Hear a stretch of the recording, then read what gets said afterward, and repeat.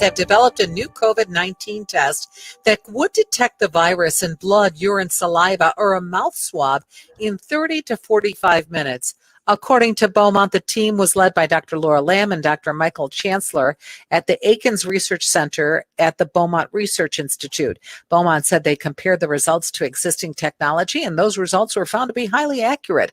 Beaumont said the next phase is to get a corporate sponsorship to fund the development of the test. New vehicle sales dropped in the second quarter. WJR's Dick Hafner reports on the numbers and what the companies are thinking in the unpredictable world of coronavirus. The sales decline was predictable with the closing of the economy in the second quarter. GM sales were down 34% compared to the same period last year. Fiat Chrysler 39%. Asian automakers also suffered. Toyota declined 27%, Hyundai 22%. GM issued a statement saying the path forward may not be linear as COVID appears to be on the rise again. What was unpredictable was when sales might come back. GM says sales perked up in May and June. Ford releases sales figures tomorrow. Dick Hafner, WJR News. Michigan health officials now reporting 262 new cases of coronavirus and 4 new deaths for COVID-19. This is according to the latest numbers. It is the 9th straight day that the increase in cases has been above 200.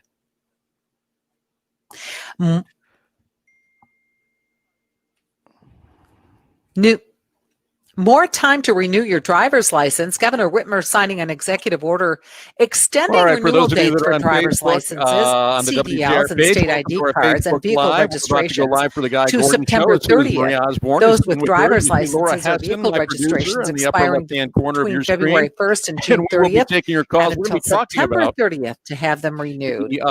Members of the Congressional Black Caucus are supporting a bill to remove some Confederate statues from the U.S. Capitol building. Here's Linda Kenyon reporting. Symbols matter. And that's why Representative Benny Thompson has introduced a bill to remove them. Some really hard decisions within families one of the 2 statues that we have here in the Capitol for my state of Mississippi. Thompson says they don't belong in the U.S. Capitol. Having to do something else. Put them in the Smithsonian. It's a part of history. Thompson goes on to say the Capitol is a hallowed, honored building for those who did good things, to the governor's not those who didn't. education proposal. And also, Technical High School says the name stays. Cass Peck was named after Michigan's territorial governor, Lewis Cass, who was a slave owner and supported moving Native Americans off their land. Officials have removed the name Lewis Cass from a building in Lansing. Cass Tech alumni telling Channel 7 the school does not want the name changed. House Democrats recently approving a bill to admit Washington, D.C. as a state, marking the first time either chamber of Congress has advanced a D.C. statehood measure. Republican Senator Steve Daines spoke at a press conference. This bill that the House has and passed is unconstitutional. We cannot rocket mortgage class today. We're going to be talking with the on Wall Street this afternoon. The Dow has been up and down all day. The Dow is now down 10 points. The Nasdaq is up 96. For WJR News, I'm Marie Osborne. Guy Gordon is next. The rocket are about. So that's all coming up on the Guy Gordon Show. Tell your friends that, we're back on television. Who knew? If I'd known, I would have dropped some COVID weight. But we're happy to have you here. So I was just watching Bubba Watson with Wesley Bryan, Jason Day, and Harold Varner III. You've never heard so much trash talking in your life on the golf course. These guys were great. And I think they're still playing part of this 9-hole event. I don't think they're done yet. They may be doing it looks like some kind of challenge that they were on. I wasn't able to listen because we were doing show prep with Laura, but it looks like they've decided to get into kind of a long drive contest here. They may be putting up some of their own money. So we'll be talking about that as well. But we're delighted you could join us on Facebook Live. And as I said, we're going to be talking golf. We're going to be talking high school sports and much more on the Guy Gordon Show. So stay tuned. We're also going to be redressing the set occasionally. So we're trying to keep with the spirit of, television and graphics and high production values. I'm going to be changing pictures on the wall. So we're glad you're with us.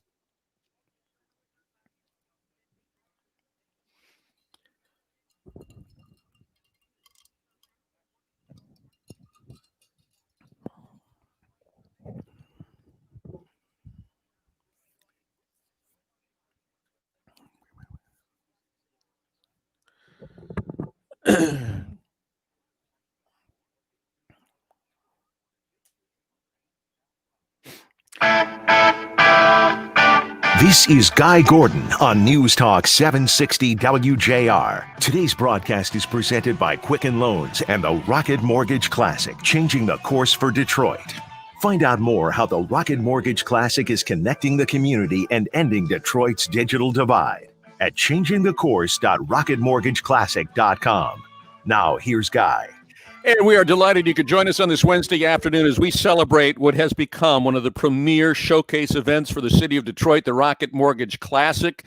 And what an incredible, beautiful day they have to kick things off. They're playing the Change the Course 9-hole event right now. Bubba Watson, Jason Day, Harold Varner Jr., Wesley Bryan, trash talking their way through the Detroit Golf Club. And we'll bring you up to date on that and just really do a deep dive into what's happening out at Detroit Golf Club. And you can join by watching the radio on Facebook Live. Go to the WJR page and you can see as well as hear what we're doing on the Guy Gordon Show today. And yes, I've dressed the set appropriately. Nothing but golf memorabilia behind me today, and we'll be changing things up a little bit. We wanted to talk about what was our lead story yesterday, and that is the governor's return to learn plan. And part of that is the notion of somehow keeping prep sports in the mix and extracurricular activities. I'm joined by Vic Michaels, who's director of athletics for the Detroit Catholic League. He was also one of the advisors and the only sports advisor, if you will, on the governor's task force for the Return to Learn plan. And he joins us live this afternoon. Vic, it's great to have you with us. Thanks for joining us. And you're all plugged in on our streaming system here too. Thanks for zooming in. Yeah, thanks for having me, Guy. I thought this was a radio show. I didn't know it would be streamed live. So you can take the boy out of TV, but you can't take TV out of the boy, apparently. So, Vic, give me an idea. I mean, I'm sure there were a lot of discussions in the governor's task force. One of the big ones was obviously we hope to see less COVID as the year goes on. But for the fall, are we talking mainly about preserving the individual sports in that space? Tennis, golf, track, maybe cross country? Well, the goal right now, obviously, is to get to phase 5 and then eventually phase 6. And the entire roadmap that the governor laid out is all based on what phase each district is in. When I say district, not school district, but statewide, the district is broken up into 8 different regions. Right. Currently, the northern districts, 8 and 6, are in phase 5. The rest are in phase 4. So the goal is that we would like to have fall sports occur in the fall, all of them, if we can get to that point. And we're hoping to follow the guidelines that are set by the MHSAA with some help from the National Federation, who has already altered some of the rules, sport by sport, to allow for each of them to be a little bit safer. And we hope to follow those guidelines, and we're hoping to be able to just start up in mid-August. But she kind of telegraphed yesterday, and obviously, I mean, she said over and over again, hey, wear a mask, folks, wear it, because your ability to wear a mask is going to directly determine whether kids can be back in class come fall and whether or not they can be back on the playing field. I don't know if you saw the University of Michigan study, but it was very interesting. Parents said they want temperature checks at the door. They want about 50% said, yeah, face masks are a good idea. But the one thing that where they weren't focused on caution and safety was sports. They said, we want that in our child's lives. We want them to have that experience. So if we have to put the schedule into a blender here, what might likely happen? What alternatives might we see? And what are the factors that you're going to be weighing other than, obviously you're going to be watching the COVID numbers, but is it indoor versus outdoor, individual versus team, contact versus non?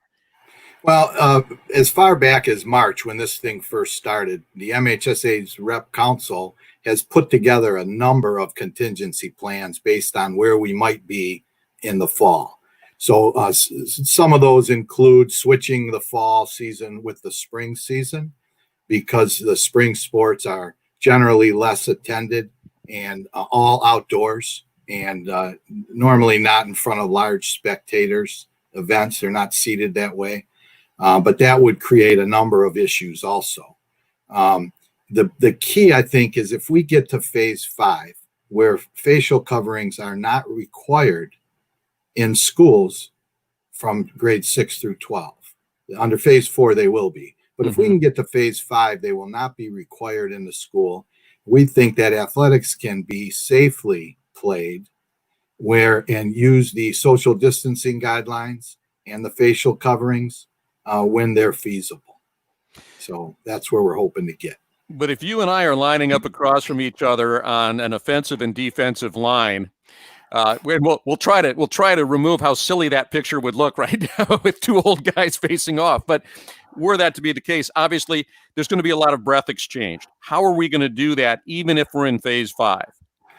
A lot of the health experts, especially those that I heard from that were on the advisory council, were not as concerned about the spread of this virus amongst school-age children, whether it's the younger grades all the way up to the teenagers. Mm-hmm. Depending on what studies are read and what studies you look at, and I did see the Michigan one, U of M one, it doesn't seem to be transmitted as frequently as it does from adult to adult.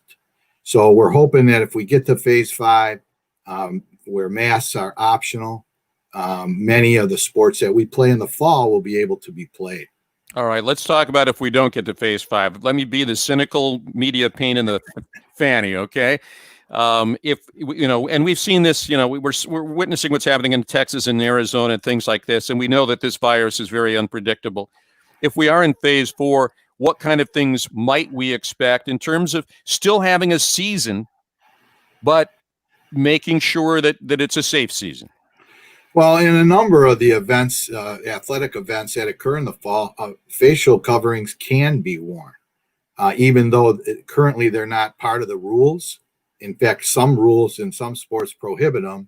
The National Federation has altered those rules to allow for face masks to be worn at any time by anybody on the field participating or on the sidelines.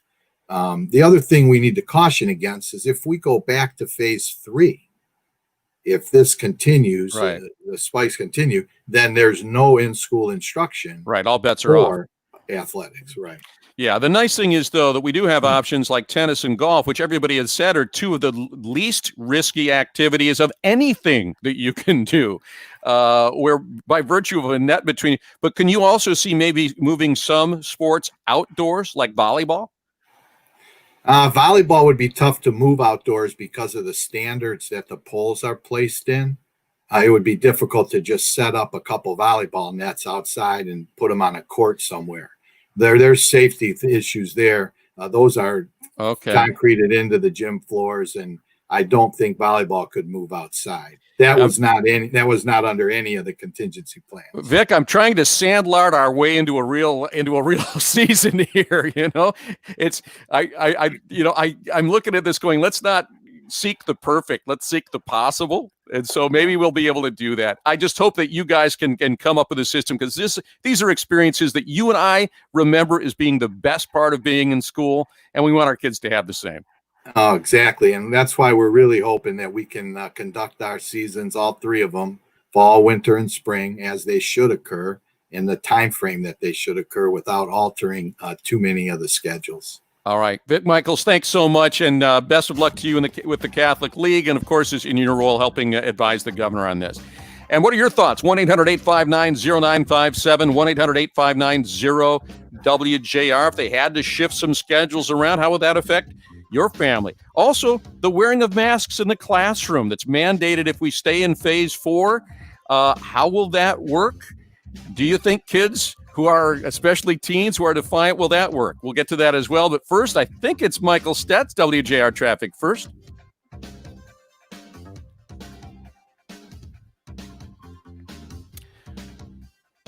All right, Vic, thanks a lot. I'm sure hopefully you can still hear me. I appreciate it.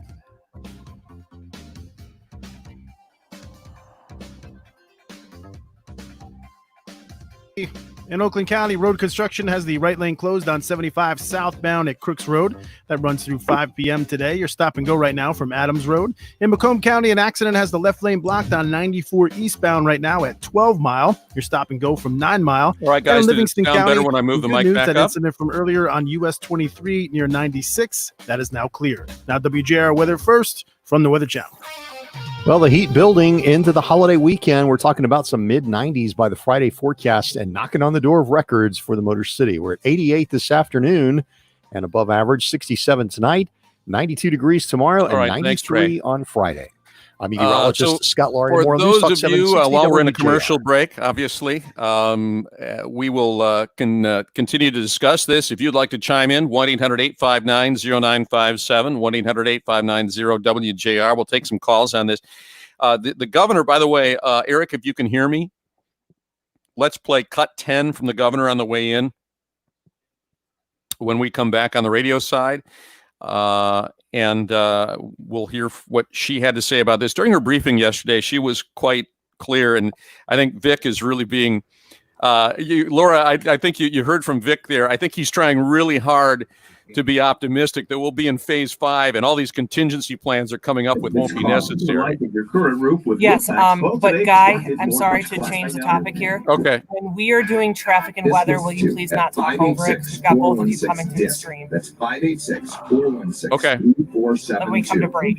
All right, didn't realize that. Good to know. Risky activity is somehow didn't make the memo. I'm sorry, I can't hear you. We've got everything going on. Okay, fine. He says. All right, we're still in the break. Can I chat with our audience that's on Facebook Live then? Yeah, you can talk to the audience all you want. They can also comment on Facebook, and we can talk to them that way. Yeah, how do I see that? Or do I? Can I pull that up on? Should be on WJR's Facebook. They will shock you. Okay. So, Laura, you'll know this is Murphy's Law, right? Mm-hmm. So for the folks that are watching at home, I've been having some problems with my cable. Obviously, it's very important for me here because it's the only way we stay on the air. So I canceled out my old cable provider, signed up with Comcast. They've been fabulous. They just showed up because they want to bury the line. That's what I heard. Yeah, so it's like, the line? No, you can't bury the line and risk knocking us off the air here. So did you send them away? I don't know if I sent them away or I was, when in doubt, let the wife handle it. So she is down there with them right now, and hopefully they can. Okay, thanks, Eric. I was diagnosed. They can get us back in 1 minute. Back in 1 minute, okay. And within 24 hours of that diagnosis, we found ourselves here. You might be the first person that sent away They knew what they Comcast guys. They knew how they were going to treat her. They laid out this. I know. No, I don't think we're going to send them away, but. All right. How do I watch live on this? And where do I see the comments? Trying to find it too. I had to go to the other computer. Cut 10. Yes, Eric. Yeah, cut 10 on the way in, please.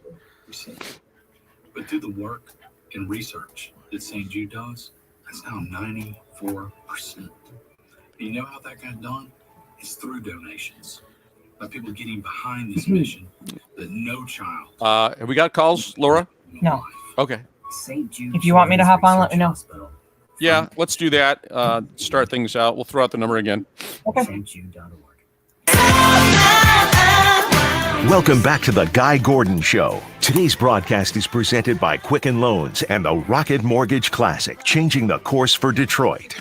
Find out more how the Rocket Mortgage Classic is connecting the community and ending Detroit's digital divide at changingthecourse.rocketmortgageclassic.com. Once again, here's Guy. The Michigan High School Athletic Association and the National Federation of State High School Associations are continuing to develop guidance for how sports can be played safely. And so we're calling on schools to follow that guidance. And I'm also calling on the Michigan High School Athletic Association to consider postponing fall sports. Perfect. Love it. Social distancing as a part of them. Consider moving those to the spring. So there you heard from the governor yesterday. In talking with Vic Michaels from the Catholic League, he's also an official with the Michigan High School Athletic Association. He said, look, as you heard, he's pretty optimistic. He's trying to keep it positive and say, look, we really hope that we can get into phase 5. Phase 5, face mask coverings come off. A lot of good things can happen when we get the virus rate that low. And I think he is good to send that message because it comes down to this. You can... you should be wearing your mask, not just so the kids can get back into the classroom, but so we can get them back on the athletic field. But want to know what you think about this. And if we had to move spring sports into fall, if we had to bring in maybe the individual sports, what happens with football, for instance? And I think it was Mick McCabe and others kind of raised this in his piece at the Freep today. This is a 4-month season we're talking about, for instance, with high school football. Normally it starts in August. We wrap it up on Thanksgiving in November. Well, if you try to shift that to the spring, you're going to start the season in February. What would that be like? And just the notion that would make some families, put them in kind of a difficult spot. And we've seen this before when they've had to shift things around. If you've got someone that plays baseball and golf, maybe those sports would end up in the same season if they kind of reshuffle the schedule. So I want to know what you think, how it would work. 1-800-859-0957. 1-800-859-0WJR. University of Michigan did a study and looked at this, and this was the one thing that they said was really important to parents, was getting kids back on the athletic fields. The idea that getting back in the classroom is important, doing online learning is important, but extracurricular activities and sports are the one thing that really enriches that high school experience.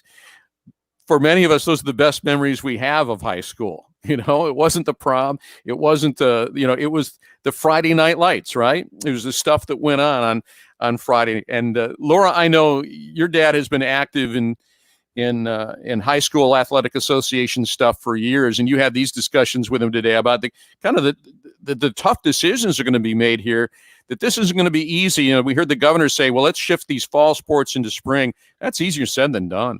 Well, you also have to realize that there's other things that go into it than just moving it. You've got to make sure that schedules work out. You've got to factor in, our officials going to be able to work the different seasons. Yep. There's a lot of different components that go into it. And, you know, do officials want to be out there and freezing cojones off in February? November gets iffy. Well, that's true. That's true. Hopefully by then, you know, we've moved it into some of the indoor facilities. You know, they have the things at Ford Field. There's the big tournament on Thanksgiving, but you're absolutely right. So curious as to what parents think about this. They have been pretty adamant. Let me see if I can... Yeah, they've been very, very adamant that that's something that they don't want to see go away. And as much as they want it to be a healthy and safe environment for their children, they're willing to kind of shave the risk there a little bit to get them back on the playing field. And we do know, what we know is that outdoors does matter, that the difference between an indoor activity and an outdoor activity is huge. And when in talking about some of the political rallies that we've talked about, that has been the key difference. We have not seen a lot of COVID transmission from the protests, not the one in Lansing against the governor's limitations, not the ones that were here in the city of Detroit over George Floyd. That just hasn't materialized yet because those things were happening outdoors. And then we look and see what happened at Harper's Bar up in East Lansing.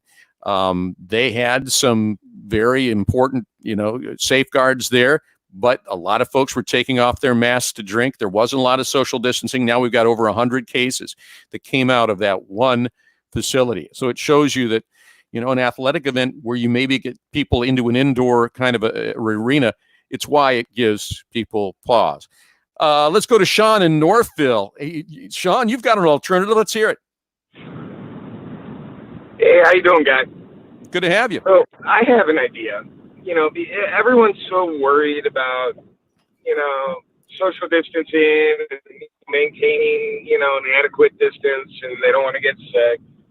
So let's just make everything like electronic, right? So you can just have one team play against another on Madden NFL, and at the end of the day, everyone gets a participation trophy because, that's what really matters is. Oh, don't hit me with your cynicism, Sean. Come on.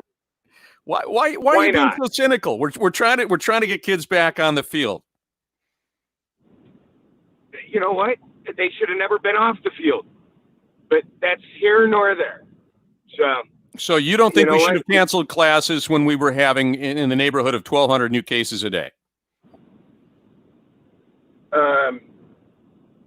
No, I'm good with that. Okay. It's called survival of the fittest. I'm sorry. Yeah. Well, that's great. Let's just put our kids into a Darwin-ish lab. That's what a great idea, Sean. Absolutely. Because let's experiment with the kids with that. I'm sure a lot of parents think that's a great idea. Let's move to Vicky in Livonia, who maybe is going to approach this with a little more seriousness. Hello, Vicki. Welcome to the Guy Gordon Show. Hello. Hello there. So, are you talking about this within your family? Have you got some high school athletes? No, I don't. But I know about football season, and I know the ground freezes in November. So the ground is going to be frozen November, December, January, and February, and they're going to be playing on frozen ground. There's going to be more injuries. Well, and if not frozen, imagine if it thaws. If let's say you delay the season into March, and we know what March is like in Michigan. You never know what you're going to get. It's like Forrest Gump and his box of chocolates. So if you get them out there, you're going to have the mud bowl, and there can be injuries with that as well. You're right. Right. Yeah, I think they need to get back into those activities, but safely. And I don't think adding frozen ground is going to be safe. Yeah. Well, and what would you think of, if you remember back to your days when your kids were in sports, everybody had their favorite sport and they picked it based on what season it was in, right? So if you've got a 3-sport kid, they may see some conflicts now where they can't play. Oh, they're all going to be in conflict. Yeah. Appreciate the call, Vicki. Thanks so much. So there's a lot to weigh in on here and a lot of decision-making that has to be done. The Michigan High School Athletic Association, I believe, has said that they're going to have their plan, their proposal for the governor in place sometime, I think, in the 3rd week of July. They're also working with the National High School Athletic Association. Everybody's trying to come up with best practices that make the most sense. And, throwing them on the field without protection, though. Sorry, Sean, I don't think that's going to be one of them. When we come back, going to be talking with our friends at Quicken Loans and Rocket Mortgage about the Rocket Mortgage Classic, the early events being played right now at a Detroit Golf Club, and the importance from a community standpoint of the Change the Course program, which makes sure that we close the digital divide. Obviously, Rocket Fiber involved in that side of their business, and also making sure that everybody gets connected. So important now with the online learning. We'll discuss that next on The Guy Gordon Show. But first, let's get to Michael Stetz, WJR Traffic.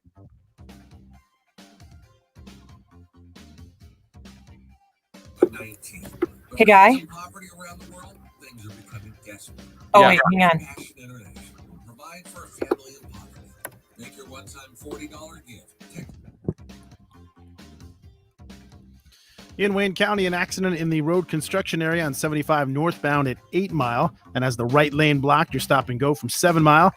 And in Oakland County, road construction has the right lane closed right now on 75 southbound at Crooks Road. That's through 5 p.m. later today. Now, WJR weather first from the Weather Channel, sponsored by Starline Mackinac Island Ferry. Hightail to Mackinac Island on a Starline Hydrojet or catamaran ferry, and now a new pirate ship, the Good Fortune. Starline offers the largest open-air boats disinfected before every trip with fares starting at $19. Get discount tickets and vacation packages at MackinacFerry.com. That's MackinacFerry.com. Clear skies tonight with a low of 67. Right now it's 84 degrees. I'm Michael Stetz, WJR News in less than 2 minutes. Okay, so do we know, Laura, who we've got, whether it's Jay or Casey? Hey, Guy. Yeah. First of all, do you have your Perna read from yesterday? Yeah. I can resend it to you. No, I got it. Which one is it? Is it the Why Is It Some Homes, or is it the other one? Are you worried? I'm sorry. Could you please repeat that? I had you muted. Okay. There are 2 scripts that we've been running. Which one is it? Is it the one that begins, "Are you worried?" or is it the one that begins, "Why is it?"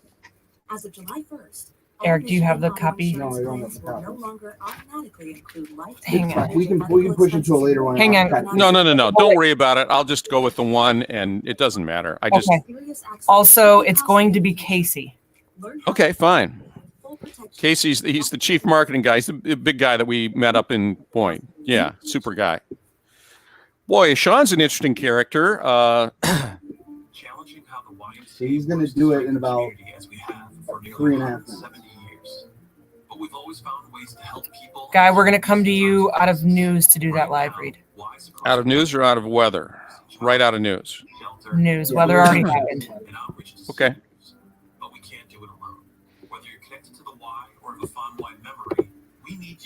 So are you gonna put the out times in there for me, because that would be really helpful. Miles there was the mayor of was Mason. so much down there I didn't see. It got knocked out. I missed Yeah, it. that's going to be the problem. Business openings that the governor just a this. couple of days ago closed bars and gyms and some of the other businesses that Bless you. by folks in that age group. And we're trying to buy into try and hide. So Gail said that she's going to come in while I'm on and hang her high school picture behind me just for fun. The Occupy protest zone in Seattle is occupied no more. Worse things have happened. Or let the dog in. Isn't Addie normally in there with you?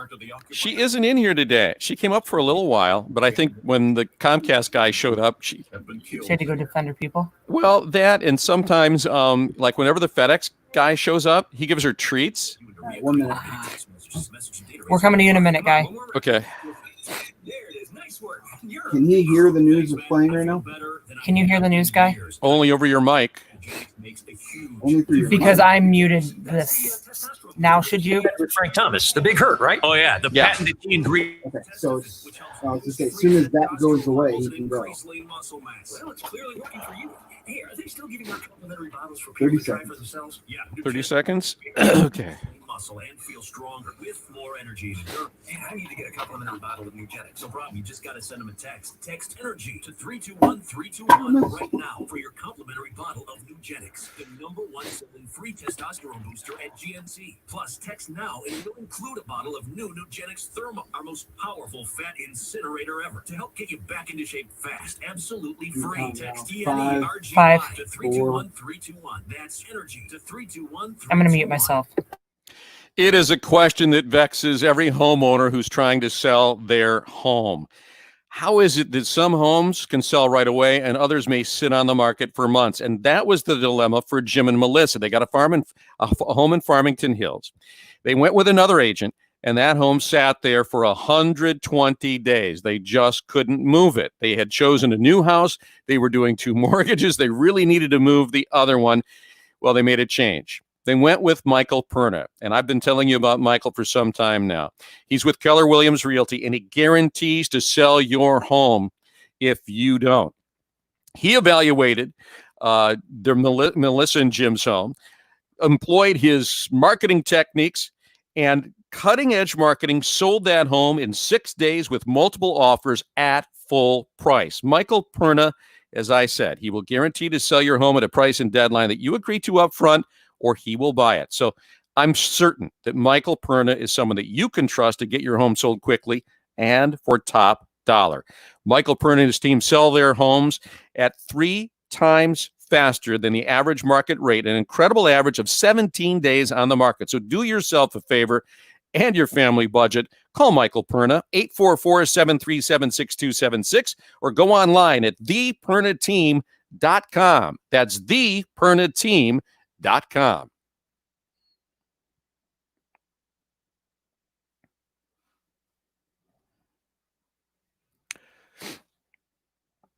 Okay, how far out are we? About a minute and a half. Okay. I can't tell if this is live on the Golf Channel, if these guys are still playing, or if... It says live. Yeah, it does.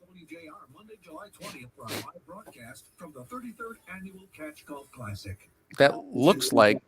Eric says it's a replay. It is a replay? I wondered. 20 minutes ago over again. Yeah. It started over again about 20 minutes ago. Okay, I didn't see the restart.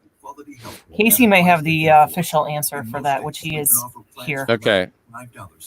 It's a replay. He actually answered that for us. If I Yeah, can read the chat.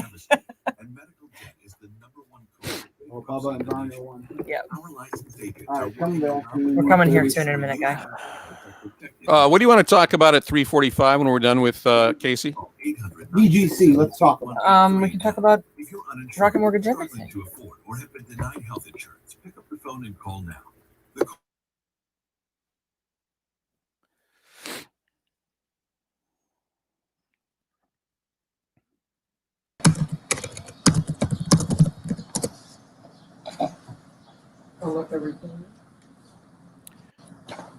Okay, guys, I can't hear on-air audio. Welcome back to the Guy Gordon Show. Today's broadcast is presented by Quicken Loans and the Rocket Mortgage Classic, changing the course for Detroit. Find out more how the Rocket Mortgage Classic is connecting the community and ending Detroit's digital divide at changingthecourse.rocketmortgageclassic.com. Once again, here's Guy. Welcome back, everybody. It is Everything Rocket Mortgage Classic as we celebrate this such an important tournament and such an important event to the city of Detroit. And we're joined by Casey Herbis, who's the Chief Marketing Officer for Rocket Mortgage. And for those of you that want to watch live on Facebook, go to the WJR page and you can watch on Facebook Live. Casey, you just got off the course with the guys with the Changing the Course event. Tell me about it. It looked like that there was some serious trash talking going on there between Bubba and Jason Day. Yeah, and Guy, thanks, and thanks for having me today. Yeah, we just had a little friendly competition out on the back nine at the Detroit Golf Club.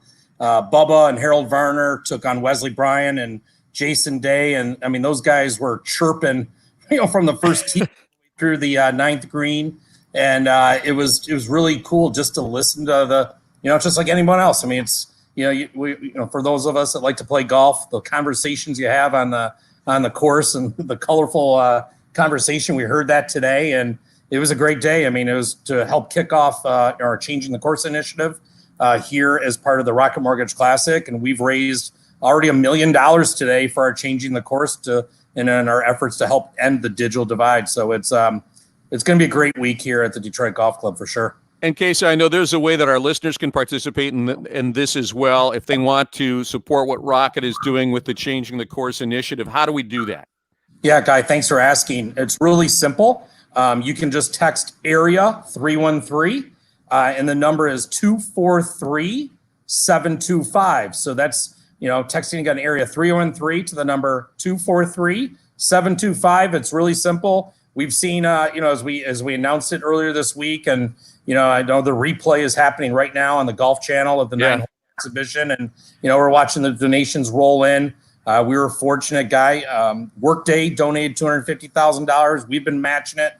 Bubba Watson added to the purse. Ricky Fowler announced a $100,000 donation today. So really excited that here we are. Real play hasn't even started yet, and we've raised $1 million for Changing the Course. And let's talk about where that money is going to go, Casey. We watched yesterday as the governor announced and the state legislature in partnership $500 million to help with digital issues for online learning as we face COVID. So what you're doing with the digital divide has never been more important than it is right now. So how's that money going to be spent and helping to close it? Yeah, and so the money for Changing the Course, it's going to go. We have a fund that we announced called Connect 313. And the reason why we did this, Guy, is obviously we've learned a lot as we moved into shelter in place and during the pandemic. And we saw, unfortunately, there's 30% of Detroiters that don't have access to the internet. Yeah. You think about that as a child, and for a lot of my kids, are going to be probably in school doing a lot more virtual learning.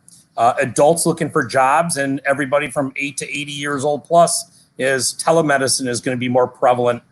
For us is to not have that access. And so for us, Changing the Course and the Connect 313 fund, we want to be able to provide technology, access, and digital literacy for the great city and residents in Detroit. And, we're on a five-year venture to bring that and end that digital divide. Casey, we know when COVID hit and so many, we saw professional sports canceled. We saw so many tournaments canceled on the tour early on. And yet the PGA Tour came to you and they wanted to make sure that Rocket Mortgage was included for a tournament only in its second year. Just talk to me about what an amazing validation that was of what you guys pulled off in year one. Yeah, Guy, and thanks for bringing that up. I mean, obviously, as we saw sports, all the major sports and PGA Tour included, events were being canceled or suspended or delayed. We were right in the heart of the date. The tournament this year was supposed to be right after Memorial Day. Obviously, we knew that was not going to be happening, and we started talking to the PGA Tour about how can we still protect for the Rocket Mortgage Classic. So the PGA Tour moved, I think it was like 14 to 16 different tournaments. and they approached us and about having the tournament here this week in early April. And in early April, we didn't know. But, in talking to the governor's office, the mayor's office, community leaders, we all came to the conclusion that this was the right thing to do. Really, this is the first major sporting event happening in our great city. And also, we knew that this is much bigger than just golf. It's also about doing the right thing for the community. And, that's where we identified and launched our Changing the Course initiative. And so that's what we're really proud to be supporting, not only a spotlight on our city during this weekend, but helping our community and residents. Well, and whatever you did to get the weather gods on your side, man, more power to you. It's just perfect out there today. And the fun thing is for fans that are going to be watching it on the Golf Channel is this Area 313 challenge that you've got going on. Explain what that's about, because it adds some real drama to things when they make that turn at 14, 15, and 16. Yeah, so if anybody was here last year with us at the Rocket Mortgage Classic, 14 and 15, 16, packed all weekend. That is and will be the hottest area at the Rocket Mortgage Classic. 14 is a real reachable, par 5. I just saw Harold today. He probably put it about 5 feet from the hole on his second shot. So 14, 15, 16. If any player during the course of the weekend goes 3-1-3, eagle, hole-in-one, and birdie, we'll donate $313,000 towards our Changing the Course charity. And then for every eagle and birdie, we'll donate $5,000, hole-in-one, $25,000. So we expect to raise well over $350,000 during it. And next year it is going to be packed again with people. And it's going to, it's our favorite part of the Detroit Golf Club and the Rocket Mortgage Classic. Well, it's like Amen Corner without the disasters. It's a positive thing, right? It's great. I mean, you just watch. It's a fun part of the course. Yeah. How did that get started, by the way?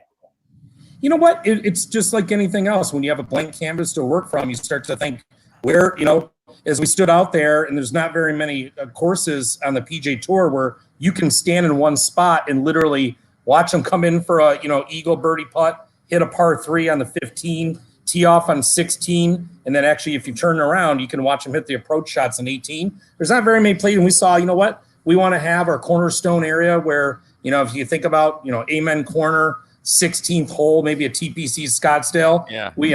It's going to take more time, but, Area 313 is going to be that area for us. All right. Well, Casey, as I said, it's just so great, and what a tremendous salute to you that the PGA Tour wanted to clear a spot on its schedule to make sure that this the second year went off as planned, and have a wonderful tournament out there. I envy you being able to be out there and enjoy it. Great. Guy, thank you very much for your support, and we look forward to hopefully everyone enjoys watching the Rocket Mortgage Classic this weekend. Yeah, and if you want to help close the digital divide, here's that number again. You will text 2 to the number 24725, 243-725. My mistake.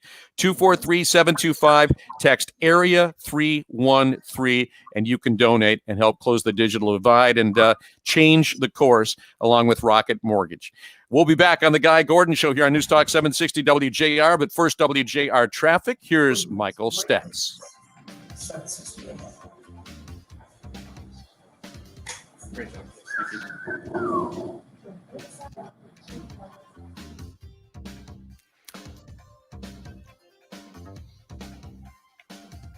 In Wayne County, an accident in the road construction area on 75 northbound at 8 Mile. That's blocking the right lane. Your stop and go from McNichols Road. And in Macomb County, some good news. That incident from earlier on 94 eastbound at 12 Mile, that is now cleared. Now WJR weather first from the Weather Channel, sponsored by the Restore Wellness Center. Tired of dealing with nagging body pain, joint swelling, tendonitis, neuropathy, and chronic pain? The Restore Wellness Center will reduce or eliminate the pain completely. Reserve your appointment today at the state's best non-invasive laser therapy treatment center. Call 800-935-5959 in Brighton, Shelby, and Bloomfield, or RestoreWellnessCenter.com.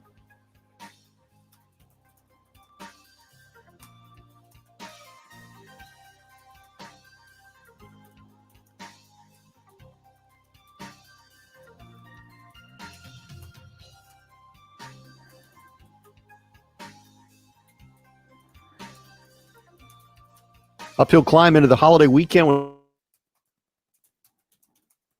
Holiday and well into Guy? this week also. Yeah. Do you want to talk about last year's Rocket Mortgage after this? Sure. Actually, we can talk about this guy, Donnie Trosper. Tease Brian Stewart. Okay. And everyone. Remember, I wasn't around for any of that last year. Unfortunately. Huh? By the way, as to your note, I did. I just shuffled them around. I started at the end and then came forward. Okay. Did you guys see that Brian is now on the phone? Yes, I did. You and I vote for what? At the Rocket Mortgage. I was there every day. Certapro painters took excellent care of me. I had some exterior painting done, and they were on top of their game. They provided a custom project plan, form estimate, and daily progress reports. You can trust Certapro painters to get the job done right and safely, interior or exterior, residential or commercial. Certapro.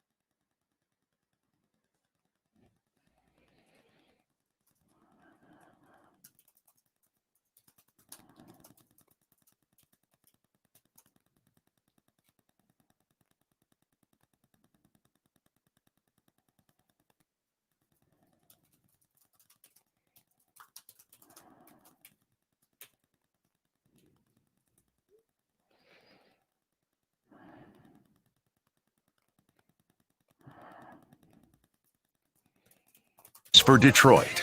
Find out more how the Rocket Mortgage Classic is connecting the community and ending Detroit's digital divide at changingthecourse.rocketmortgageclassic.com. Once again, here's Guy.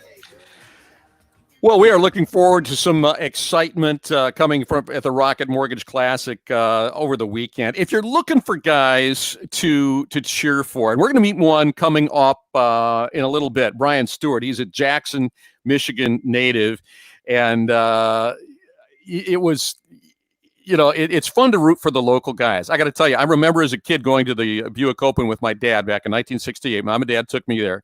I was 9 years old, and seeing a local guy was so inspirational. There was a guy back in those days by the name of Mike Hill. He and his brother David Hill were both playing on the tour, and Mike just had a great opening to the Buick Open. Well, if you're looking for a guy to root for, how about this guy? 23-year-old Donnie Trosper. He's making his PGA debut here at the Rocket Mortgage Classic. He played his way in a qualifier on Monday. There were only 2 spots open. He carded a 4-under par out at Catke Cousins at Oakland University and made it in a 3-hole playoff that happened afterwards. So a real nail biter and a white knuckle moment for him. But he's a Michigan State University guy and a Canton native.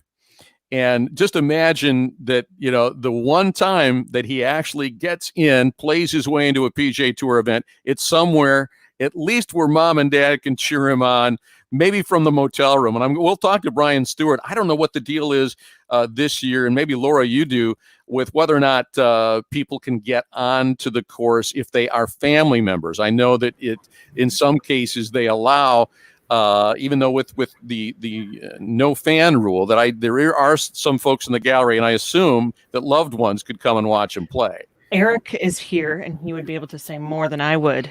He's saying no. No, they're not letting. I'm married to the assistant golf professional. They won't even let me near there.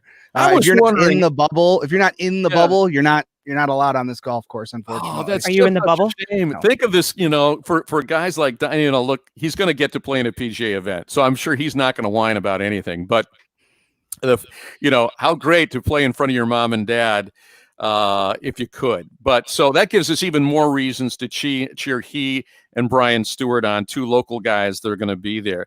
But he said, man, walking out there on Tuesday to play in the first event and to kind of bring his equipment in. He said was a little bit like a fairy tale to be there at DGC and to talk to Tony Finau and some of the other guys on tour and rub elbows with these guys. By the way, it was interesting to watch the end of the Bubba Watson match with Harold Varner and the other guys. There were no fist bumps, only virtual air pumps, and so it's going to be I guess less of a bro moment for these guys. But that's a guy that you can cheer on, and we'll see. The other guy, of course, is last year's defending guy, Nate Lashley, who what a turnaround his life saw. Had not won anything big on the PGA Tour, had all kinds of personal misfortune, losing family members in different tragedies, and comes back and puts up some huge numbers for that weekend event. And he didn't know if he would have an opportunity to defend his title at all. Well, it turns out he's going to be able to do it, and be able to do it on a course that is just pristine right now. I've never seen DGC look prettier. You were out there for a lot of that, Laura. I was out of town when it was going on last year, and I was itching to get back onto the course this year because I couldn't participate last year. I know it is a little bummed. I went as a spectator one day, but we did our show out there too. It was hot. Oh yeah. But it was. I've never been to an event like that. It was really neat to see. I got to tell you, did you see the forecast for the weekend? Oh, nationwide. People are going to be cooked. It was just like that last year. It was hot. I don't envy the players. I went there every day. I was there every day because our Mike Wheeler gave me a press credential, so I got to go. I was there for practice rounds. I got to talk to people, and about Thursday or Friday, I kind of looked at myself like, why am I here? It's just, I'm a fried egg right now. I was anywhere I could find shade. I was getting to the shade and I'd hang out there and watch a few groups go by, run to the next set of shade, watch a few groups go by. And you're a fair-haired guy, so what was the old Woody Allen line? I don't tan, I stroke. Oh, pretty much, yeah. Yeah. We've had worse work setups though. Oh, I know. But I was looking at the rest of the nation today, and, we're talking temperatures in the upper 90s and hundreds, and thinking, man, the tour has to be so happy that they're here in the Great Lakes state where at least the temperatures are going to be moderated, and it's not going to be beastly. It'll be hot, but it's not going to be frighteningly hot like if they'd played it anywhere south of here. 90s is hot though. Come on, you and I both talk about that guy. We'll play no matter when. If there's not snow on there, and even if there's snow on the ground, but 90s is just a little too much. Come on, I double bagged 2 bags back in the day when it was 90 when I was looping. It'll be great either way. And what a showcase for Detroit. And you can see it on the Golf Channel. It's just sets up so perfectly. And when they put the drones up, and the wonderful thing about when TV gets involved here, few cities offer more beautiful beauty shots. Maybe San Francisco with the bay and the bridge, but Detroit with the Ambassador Bridge and Belle Isle and the Rensen and the beauty shots that they can shoot of Detroit are going to be great. And it's such a great showcase for the city. And, you look at the Quicken Loans, Rocket Mortgage, and the corporate culture that they have, which is so community oriented. And you look at Dan Gilbert's investments in the city of Detroit and what they have yielded in bringing the city back. It is just, what they have done and the way they have put that culture into this tournament with changing the course is just fabulous. Did you get a chance to meet any of the guys when you were out there last year, Laura? No, I didn't. We were there for the practice day, and just based on when our show was, everyone was kind of off. We saw Ricky Fowler walking around, but I didn't ever meet any. I saw the cutest little thing the other day, and it was a kid playing in a little junior event, and he was head to toe orange. Okay. And so you had to know that that he was a Ricky Fowler fan, and he was totally even though Ricky's toned it down a little bit now, but it was pretty amazing. I wanted to get a little bit off topic, but we've been talking a lot about nursing homes on this show. We got about 3 minutes here before we got to take a break. But Laura, I don't know if you saw it, and we've heard from so many listeners who have said that the restrictions on visitations to nursing homes have been so hard and so heartbreaking for them and their loved ones that are in the nursing homes. And certainly everybody understands why they were in place. Well, now, after more than 3 months, yesterday, and we didn't have a chance to get into this, the Michigan Department of Health and Human Services, 2 orders signed yesterday that will expand visitations to nursing homes, facilities for youths who are in child care, also juvenile justice. But you'll want to contact your nursing home because they are no longer under the same kind of edicts or restrictions that they were before. Now, you're probably going to be asked to wear a mask. The visitation may be outside, not indoors. There will be screenings, no doubt, to get into the facility, but those opportunities are going to begin very soon. The restrictions are technically extended through July 24th rather, but as circumstances permit, they are opening up this as a possibility. So it's not going to be banned, but it will be restricted for now. And, Did you also see that DMC Children's Hospital is also easing some of their restrictions? Yeah. And that's, this is so key. And, we've heard this from doctors who have said that, quite frankly, the best medicine for these folks in nursing homes and in hospitals is a visit from a loved one. We've had callers say that. Support. Yeah. What's worse going to happen? You're not going to be able to visit them, or are you going to just keep them restricted and hope that they don't get COVID no matter what? And I know some people are fighting that even to get across the Canadian border to visit relatives. Well, I know, and I also we heard from that one lady, and forgive me for not remembering the listener's name, but she said that she'd been talking to her mom, and her mom had said that she was so depressed from not having seen her family that she literally had lost her will to live. She said, "I just don't care anymore," and that happens with old people, and your family in many cases is all you've got, and so. I'm happy to hear that at least some of these restrictions are being lifted on the nursing homes, even if we have seen, which again is why everybody needs to be diligent about wearing the mask. We don't want to transfer it to somebody that may be then asymptomatic and going into a nursing home. They can give them temperature screenings and things like that, but we want to make sure that everybody stays healthy. We got to take a short break. When we come back, you're going to meet Brian Stewart, one of the Michigan guys on the tour that will be hoping to win the purse at the Rocket Mortgage Classic. Had a top 5 showing last year and comes in with some momentum. We'll be meeting Brian Stewart in just a moment on the Guy Gordon Show, but first, Michael Stetz, WJR Traffic.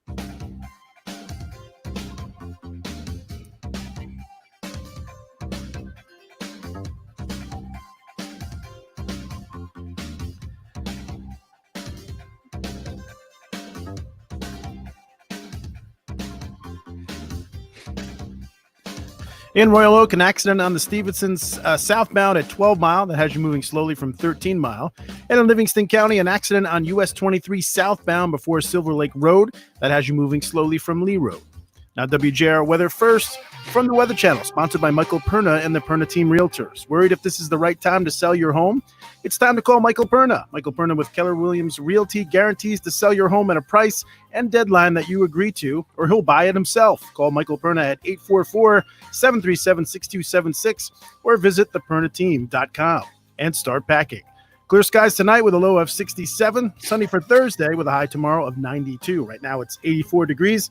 I'm Michael Stetz, WJR News in less than 2 minutes.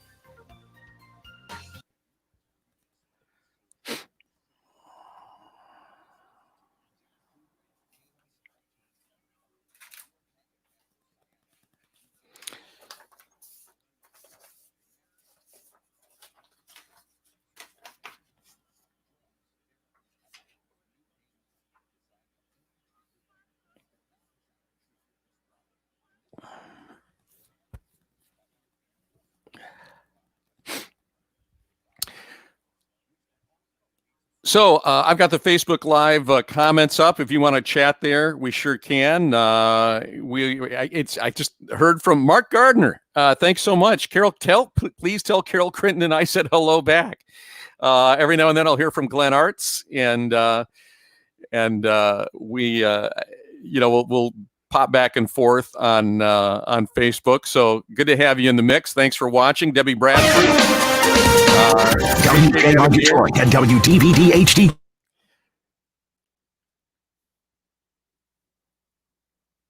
Emily Gale, for those of you who don't know, was one of the earliest and best back in the 70s, earliest and best promoters of the city of Detroit. You might remember the big slogan, say something nice about Detroit. Emily listens from Hawaii. Am I right about that, Emily?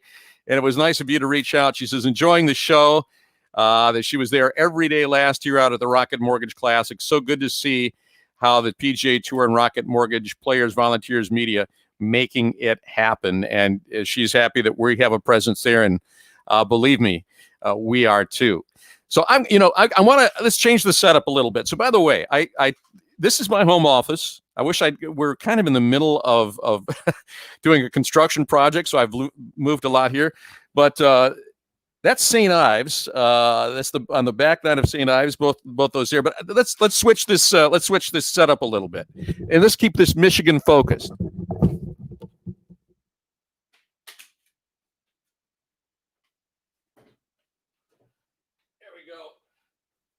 How does that work?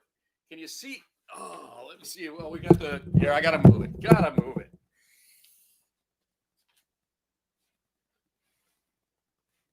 We don't want the Hague covered up by our graphics. There we go. Okay. Yeah. So, for those of you who don't know, that's Walter Hagen, His Majesty the Hague. He was the first pro at Oakland Hills back in the day, probably the 1920s, if memory serves. But that painting hung in my dad's office, gosh, for probably 40 years. And so now it hangs in mine right here. So I've always got the inspiration of the Hague when I'm working here. And he's always right next to the TV. So he's always in sight. But he was a Cadillac, Michigan native, helped to kick off the golf phenomenon. At the time, he was, probably along with Bobby Jones, the biggest star on the tour. And while Jones was always an amateur, Hagen was a high-flying, flamboyant, big cars. In fact, I think he actually was a Cadillac sponsor at one point, or was endorsed for Cadillac. But a guy named Colby Whitmore painted that, and he was kind of like a poor man's Leroy Neiman. Because we are poor people, but that's one of my favorite pieces here. So we're going to have the Hague over our shoulder and giving us inspiration as we celebrate the Rocket Mortgage Classic. And if you want to reach out on Facebook and the comment section, we'll do that. And if you want to talk further about how this shift in high school sports might affect your family, or what you would like to see happen as a parent, would sure appreciate it. Somebody said, what about the Upper Peninsula? I'm not sure what that is in relation to, but yeah, we could get a tournament up there. Yeah, I'm not sure. And by the way, cute picture, Debbie. You're adorable little girl. But great to have you on. I will get ready here for our next guest. As I said, we're going to have Brian Stewart on. He's a player from Jackson, Michigan. And Oakland University guy. He's currently ranked 57th in the FedEx Cup race, but this could be a real moving day for him if he does well here at the Rocket Mortgage.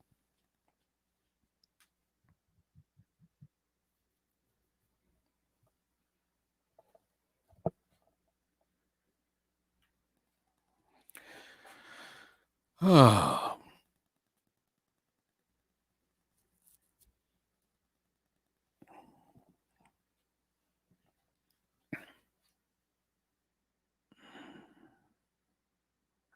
These guys in this 9-hole thing look like they had so much fun out there today. And the clubhouse looks just beautiful.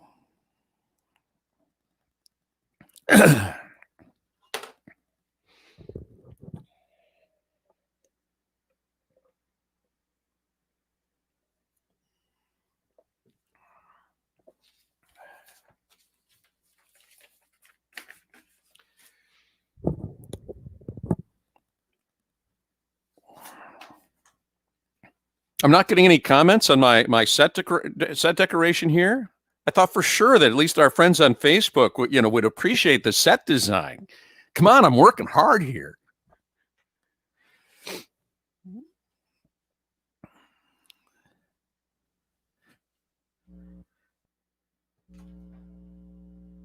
Presented by Quicken Loans and the Rocket Mortgage Classic, changing the course for Detroit. Find out more how the Rocket Mortgage Classic is connecting the community and ending Detroit's digital divide at changingthecourse.rocketmortgageclassic.com. Now, here's Guy. Good to have you with us as we celebrate kind of the official opening day of the Rocket Mortgage Classic out at Detroit Golf Club. If you would like to join us visually as well as audibly, we invite you to go to Facebook, go to the WJR Facebook page, and you can watch us streaming live there. And, of course, everybody wants somebody to cheer for. I told you we got young Brian Trosper from Michigan State getting his PGA debut this weekend.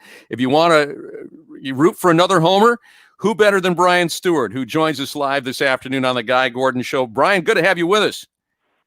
Yeah, thanks. It's good to be here. Have you had a chance to get out at DGC yet and play a couple practice rounds?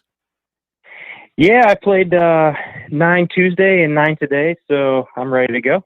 So how the greens rolling? Give us a quick update for those of us that are familiar with that course. Course is in fantastic shape. Fairways are beautiful. The rough is up and nice and lush, and the greens are rolling nice and smooth. So should firm up as the week goes on, and should be a great week for golf. How important is your comfort level and the mental side of the game when you had a top 5 finish there last year? You're coming off the Travelers, a top 20 finish last weekend. You've had 2 top 10 finishes so far this year. Do you treat every new tournament as kind of a fresh start, or does some of that good karma move with you? Yeah, you'd like to think so. You feel like you should have some momentum from week to week, but each week is a new thing, and golf is a funny game. It can be with you one week and gone the next, or even day to day. So you just try to go out each day, each week, and try to do your best, and hopefully that's good golf. I was talking a little bit earlier about the fact that I went to the Buick Open in 1968, and there was another guy from Jackson, your hometown, that was contending there that weekend, a guy named Mike Hill. And I don't know if I'm sure you've met the Hills and you know Dave and Mike's story, but that was kind of my inspiration to really start to play golf. And that's what my dad hoped to do. Do you have a sense that when you come to a town and come to Michigan, that you have that kind of an inspirational effect on young people that are looking to you as a Michigander who's made it on the tour? Sure. I mean, you definitely like to think so. You'd like to think that you're kind of someone to look up to for those young golfers out there. And, you try to think about when you were, that age and you looked up to the PGA Tour guys, and it's pretty cool to be one of those. And hopefully there's some young golfers out there looking at me as, like you said, inspiration to start the game or, try to improve. Yeah, there's always something about seeing a guy that comes from your hometown or home state, and when you see it, you can relate a lot more. And I think you can be a real inspiration for kids this weekend and anytime you play in Michigan. Are your family going to be able to follow you while you're here? Or I understand they're really on lockdown there. Are you at least going to be able to see them while you're in town? Yeah, not really. They kind of want us to keep it in the bubble. So just trying to keep it, low key, no fans, no family this week. It's going to be such a different atmosphere for me from last year, because I had so many friends and family come out and support. And this year it's going to be a little different, but I guess that's just kind of the times we're in right now. Yeah, but you do. I hope you can have some family time while you're off the course and enjoy the support that way, at least. Yeah, definitely. I always feel support from my family. We're pretty close with everybody, so it'll be nice to. I saw my mom and dad this week. Haven't seen them in a few weeks, so that's been nice. You really have seen some improvements in your putting game. I mean, that's it. That's the part of the game that absolutely dogs me. What did you do? What changes did you make to see the kind of success and improvement that you've seen? I think for me, I was always kind of a bit of a, tinker with my stroke, try a different stroke, try a different grip, try a different putter, that kind of thing. I felt like I did that too much to a degree. And for the past couple years, I've switched a couple times different putters, but I've tried to stick with the same grip, the same routine, just to try to improve that, not change up too much. I felt like that gave me a better feel, and I was able to kind of get a little more consistency that way. Yeah. So I've got to ask this. When I watch the Golf Channel, and all of us do, we're all desperate to try to improve our games, and we see all these gadgets advertised on the Golf Channel. I don't want you to rip any of them, but have you ever found one that has really worked? Are there any training aids that you use that you have found really helpful? I've tried a bunch over the years, but I think the one for me that I still use it to this day is the Pels putting tutor or something like that, where it's got the little two balls at the end and you try to put your ball through the little steel balls. And I think that's, a nice thing because it makes sure your putt is starting on line. And that's about the only one I use. I don't use too many other things. So make sure that your putter face is square on contact and that you're not pulling or pushing. Correct. Yep. Yeah. What's for any, and I ask this of any guy that I have on, what's the best piece of advice that you can give an amateur? Years ago, I heard Lee Trevino say, amateurs always under club. They always think they're going to hit the best shot they ever hit with that club, and they gauge themselves that way. What's your best advice for amateurs like us that, they're in the maybe the 10 to 20 handicap range? That's a good one for sure. I would say that as well. But I would say for me, if you want to improve your game, you're going to do it with your short game around the greens, around, you putting, chipping, pitching, your long game. That's takes a lot of work to improve. But if you can just get a better feel for certain shots around the green, I think you can cut a couple shots off your score. Well, that's, and again, that's about a time investment, because what do? We like to grab the driver and go out and see how far we can bang it. And that makes you feel better. And with guys, that may make you feel like you're still young enough to pound one, but you're right. It doesn't necessarily help the score. Brian, we wish you nothing but the best this weekend. We hope to see you atop the leaderboard on Sunday. All right. Thank you very much. Brian Stewart, Oakland U alum, Jackson, Michigan native, and giving you a guy to root for at the Rocket Mortgage Classic. Back with much more on the Guy Gordon Show here on News Talk 760 WJR. But first, let's check in with Michael Stetz. WJR traffic first.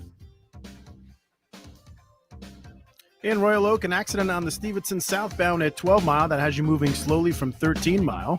Some good news in Livingston County. That accident from earlier on US 23 southbound before Silver Lake Road, that's now cleared. And in Wayne County, more good news. That incident from earlier on 75 northbound at 8 Mile, that's also now cleared. Now WJR weather first from the Weather Channel. High pressure in charge across Michigan and keeps all the rains at bay well to our southwest for the next 7 days or so. And here comes some heat for the holiday weekend. 88 this afternoon, 67 tonight, and 92 degrees tomorrow. Even warmer Friday. I have 93. I'm meteorologist Scott Laurie. More on News Talk 760 WJR.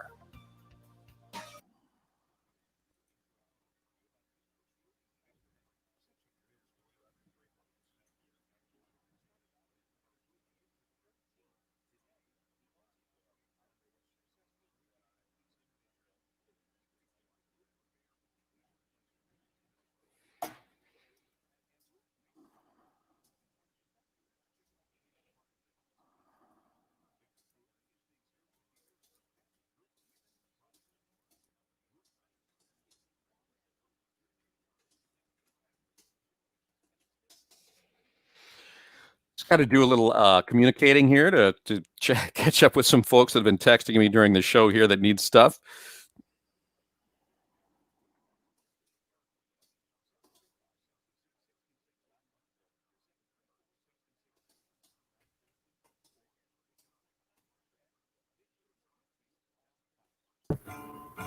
At Henry Ford Health System, we've always been all for you. Guy, doing What okay? does that mean? Hmm? In offering more services and lead our community through a pandemic. It means we're all for revitalizing Michigan through the health of its people, all for preventing illness as aggressively as we treat it. And especially now, it means being all for cleaning up, wiping off, scrubbing down, and repeating. Because we're all for getting back to the Ooh. innovative care we're known for. Did you just see the alert on your phone, Guy? No. From Detroit News. In uncertain times, know this. Henry Ford Health All right, we've got a new topic. Okay, let's roll with it. Let me print that up. this great state. Doggone it. That's what's killing me about the email thing we're having. Yeah, speaking of, did you see that email I sent you today? Will you respond back to I that? did. And by the way, thanks for doing, I mean, that's got to be total BS to have to go back and forth with that. Well, they're being great about it. I just, if you would send me a response back to that, that would. So this is what I was afraid that she was going to do. And she kind of warned us about this yesterday. So we've got a cut on that. If he's got the cut sheet. Oh, yes. Let me find that. It was kind of towards the end. Yeah, I just got to pull up the cuts again. My Outlook just shut down. So let me try to. Would it have been cut 9, not changing or not announcing any changes? That's it. That's it. Go with cut 9. Cut 9. I'll call for it. Okay. In the meantime, let me get. 411-411. And we'll send you a link to our free demo. Text money to 411-411 so you can better. Well, the good news is where I'm going, the bars are open. Don't wait. Text the word money to 411. We'll be back in about 30 seconds, Guy. Okay. For terms, conditions, and privacy policy. Head north with Wallstrom Marine, Northern Michigan's largest boat dealer and full-service marina. When does this go into effect? I haven't seen that. To check out luxury lines and newly added brands or get a free market evaluation on your current boat. Visit one of their 5 showroom locations or wallstrom.com. Spa Naturel in Fenton is everything from nails and hair facial.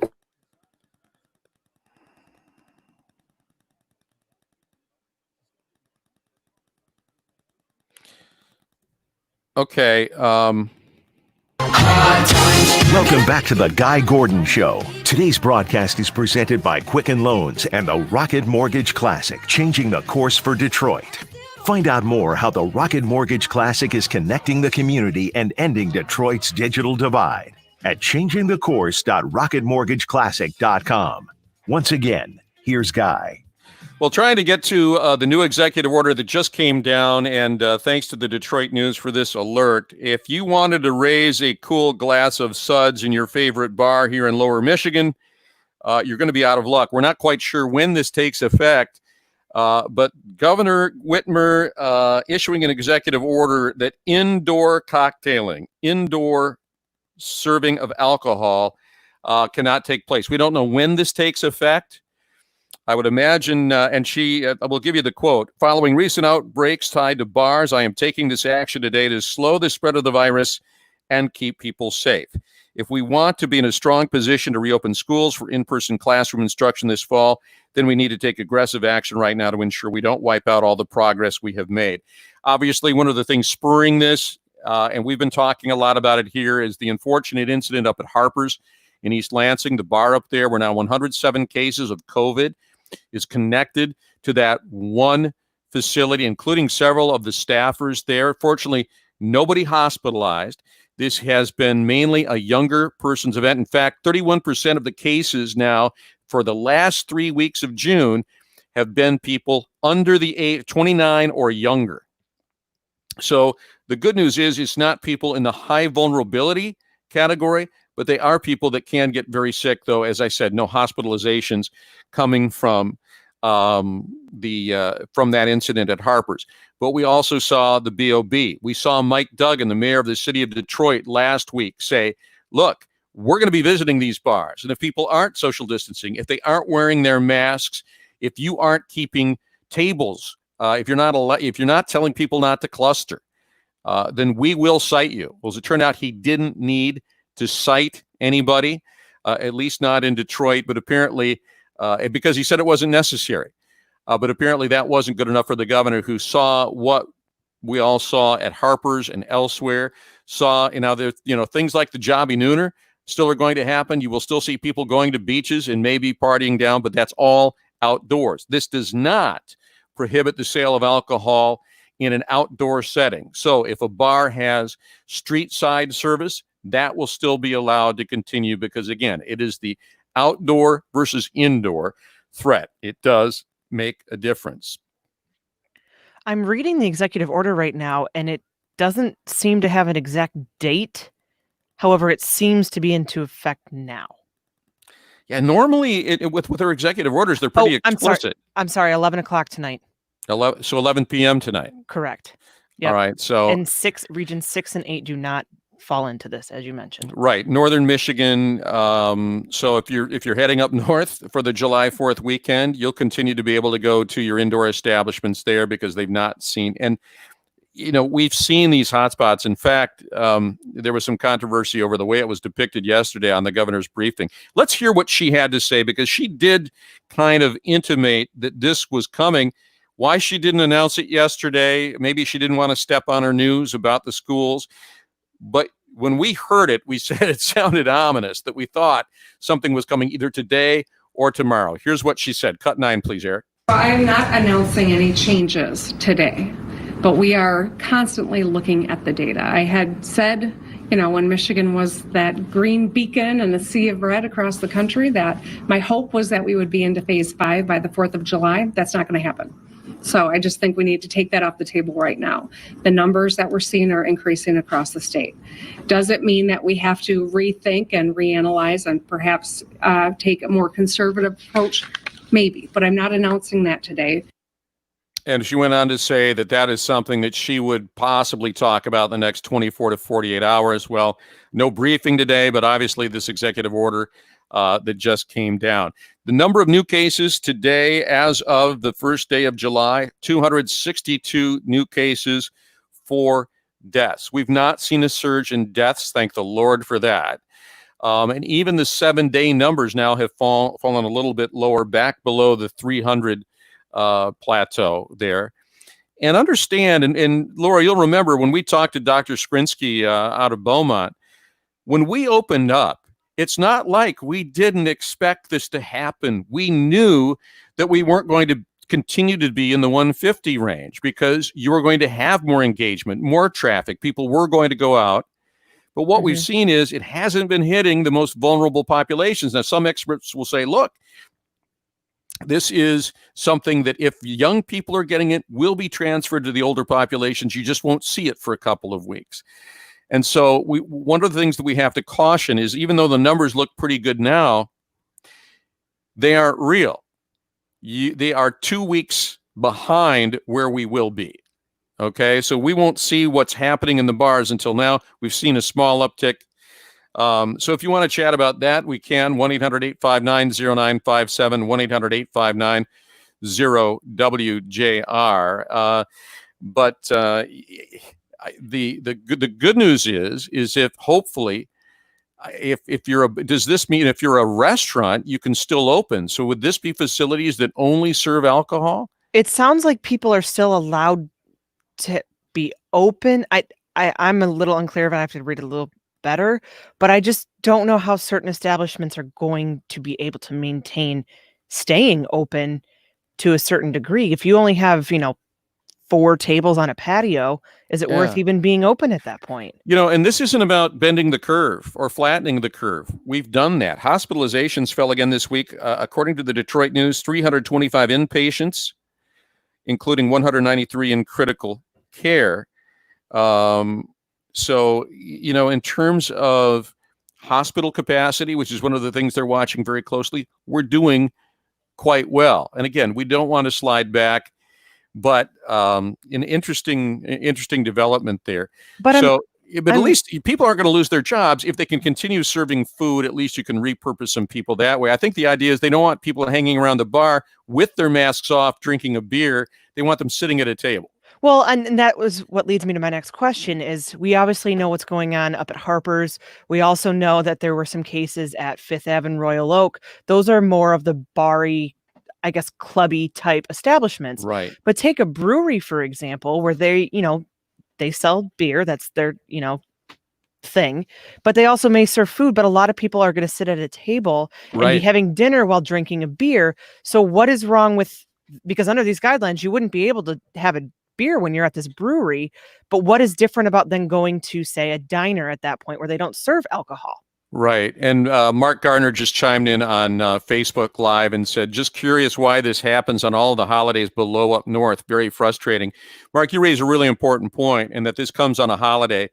I've got to imagine that a lot of this is caution about the 4th of July holiday and trying to get out ahead of it, because most of the surges we've seen in Arizona and Texas and Florida had their genesis on Memorial Day weekend, when we saw a lot of unrestricted and not so safe activities in those states. And now they're dealing with the consequences of that. And they are seeing high hospitalizations now.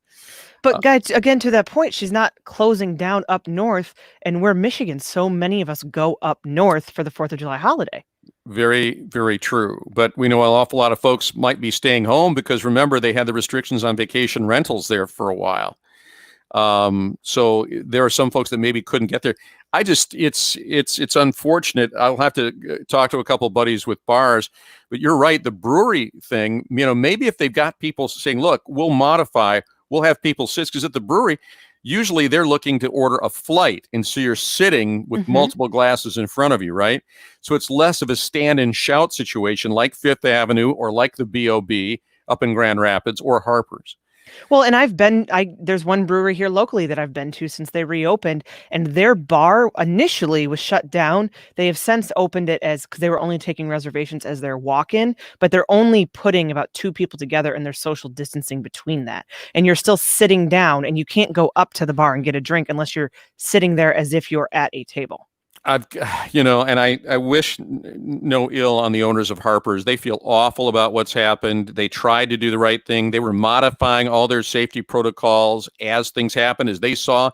Bridge Magazine has a great piece about them. And as they saw difficulties and as they saw weak spots in their plan, they tried to adjust on the fly. So, but this is what bar owners were worried about. When they saw Harper's and what happened at the BOB, they said, for God's sakes, we've got to do this right, because otherwise they'll shut us all down. And indeed, those frustrations and those concerns now appear to be well-founded. When we come back, more about what's going on at the Rocket Mortgage Classic, a great charity that you can support while you're supporting and cheering on the golfers this weekend. It's called Change the Course. We'll get more information on that just ahead on the Guy Gordon Show. But first, let's check in with Michael Stetz, WJR Traffic First.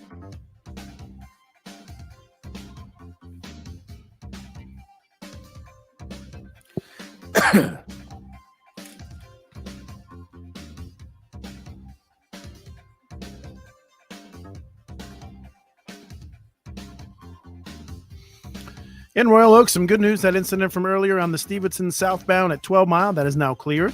In Wayne County, you're stop and go right now on 94 westbound between 75 and 96. And in Oakland County, road construction has the right lane closed right now on 75 southbound at Crooks Road. That's through 5 p.m. later today.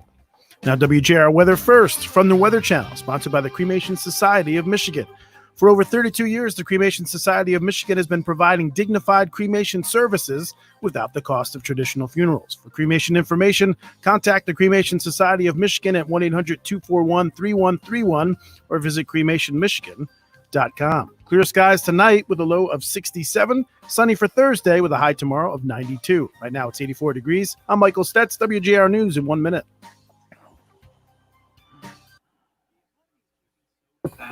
Guy? Yes? So Marie Osborne just texted me, and I'm trying to get the exact quote. Sounds like breweries and wineries can stay open. Okay. 3 times a day. We'll tell you what you need to know and why it matters, all in 60 seconds. Just ask your smart speaker to play. Yeah, I couldn't pull up her order, and it's not in the... These are unprecedented. Let me send you what Marie... Oh, wait. I found the executive orders. Yeah, I was reading through it too, and my quick scan failed me, obviously. So here's the one for July 1st. Got it. That's what I was reading. Most brew pubs, distilleries, and vineyards can stay open indoors. So it's really about stopping traffic and circulation in these facilities. Yeah. Yeah, they're trying. It's about trying to get rid of the mingling.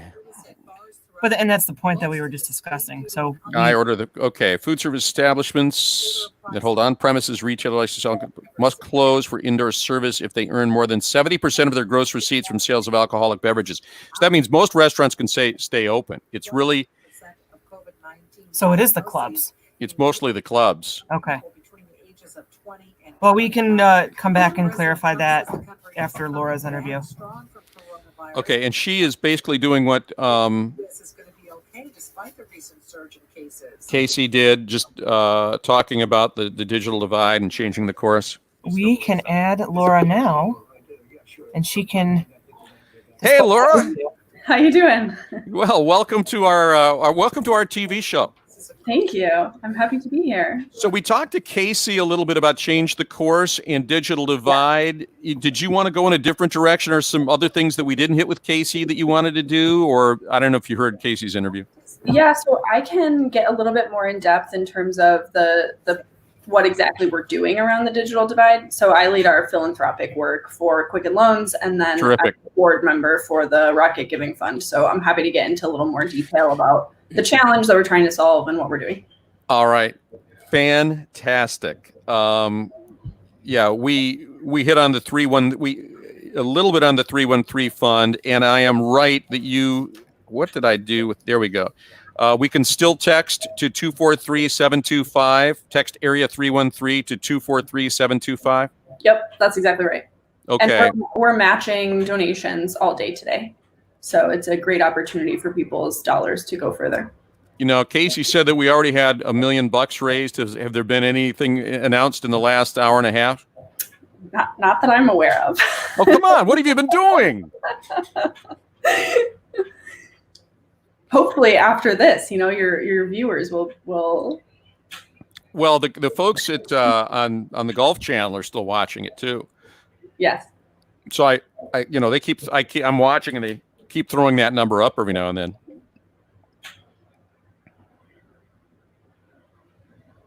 Do you play? I don't. I guess I need to learn. I've now been part of this for the last couple of years, so I will do my best for next year. Laura, I have a question for you, and I don't know if Guy would know this. Guy, the number you're seeing on TV, is that the current number, or is that an outdated number since they're currently replaying? Oh, I thought they were going to leave that up. How long are you going to leave up that text number? How long is the texting going to be hot? I'm sorry. I misunderstood what you were saying, Guy. I'm sorry. I was thinking a total number of what, their matches so far. Yeah, well, we can go over that again. That's okay. Ignore my question. I just added a bunch of confusion. That's okay.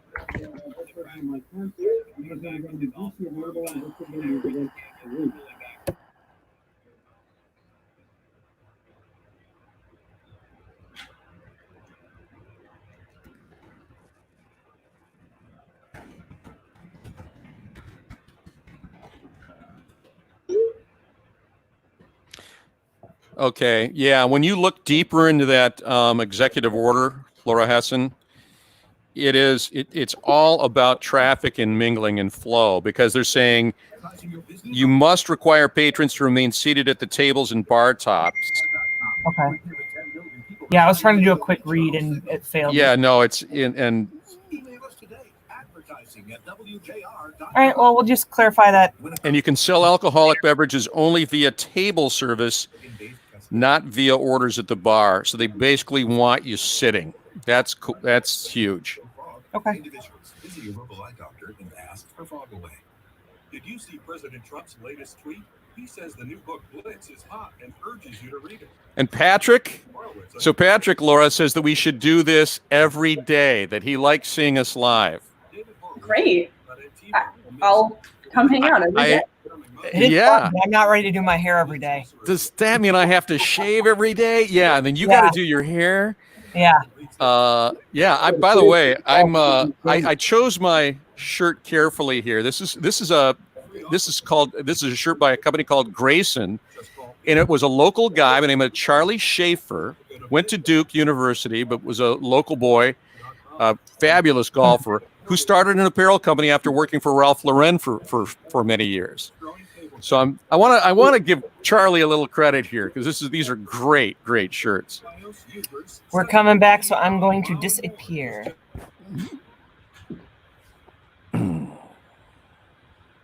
Take it from me if you want a t-shirt. Welcome back to the Guy Gordon Show. Today's broadcast is presented by Quicken Loans and the Rocket Mortgage Classic, changing the course for Detroit. Find out more how the Rocket Mortgage Classic is connecting the community and ending Detroit's digital divide at changingthecourse.rocketmortgageclassic.com.